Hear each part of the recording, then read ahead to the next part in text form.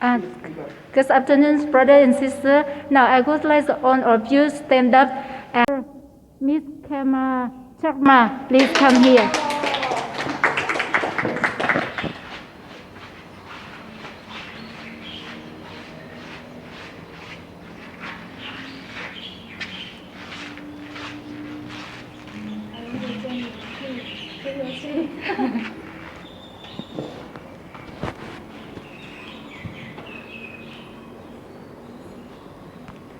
Good afternoon, everyone. Respected bhikkhus and nuns and sister. I don't know from where should I start because everyone have spoke about this digital era, which is now, if you see today, it's one of during COVID-19, right? It is one of the most key role. Like it is very important. Everyone is connecting through mass media and spreading the news and the Dhamma and all. I would say everybody talk about the advantage of digital era.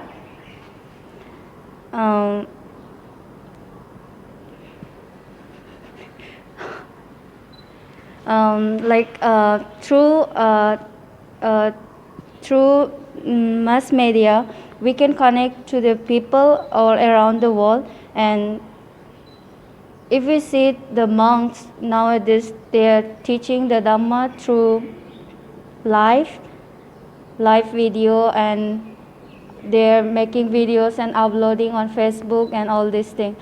Now, if you see all the technology like a mobile, you just take an example of an Apple iPhone or else.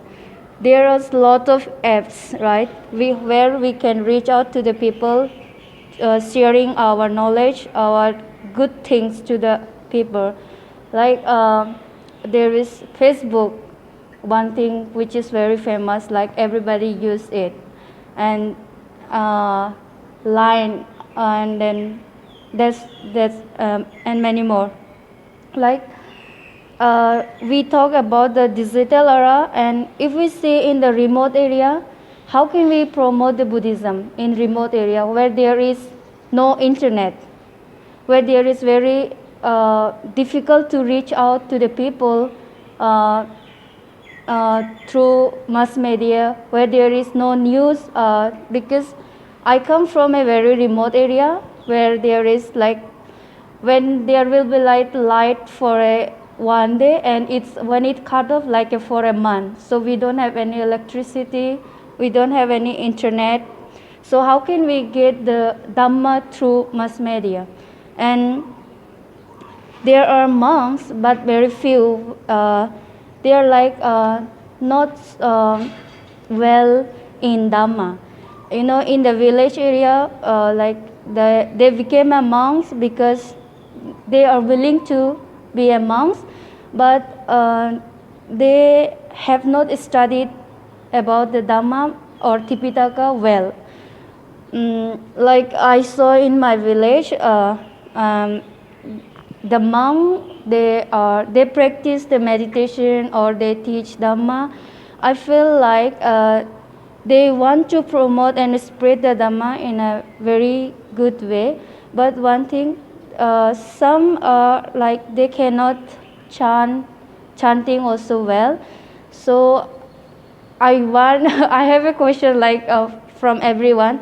So if we are connecting through the digital era to the worldwide, so how can we reach out to the remote areas without digital era to promote or spread the actual Dhamma to the humanity, to the people?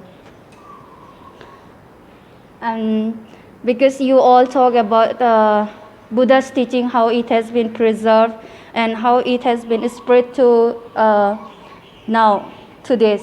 Like 2,500 years ago, the Buddhism was preserved and written down, and from that time now it has developed many things, right? And through media, everything's like through social media, we get to know every day then about the Dhamma, everything. But if we see, well, sometimes Venerable Kundala also said, and Sister Venerable Aloka, they said, right, sometimes we have to know whether it's correct or it's not. So to know that actual teaching of the Buddha, how we, like in remote areas, how can we give them this thing? I'm a bit nervous also. Where I check it out because I got some of my point.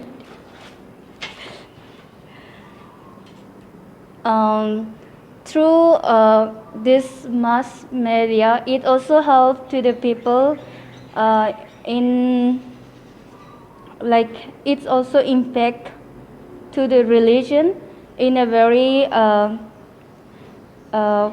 prosperous way to reach out the humanity. And that's it. Thank you.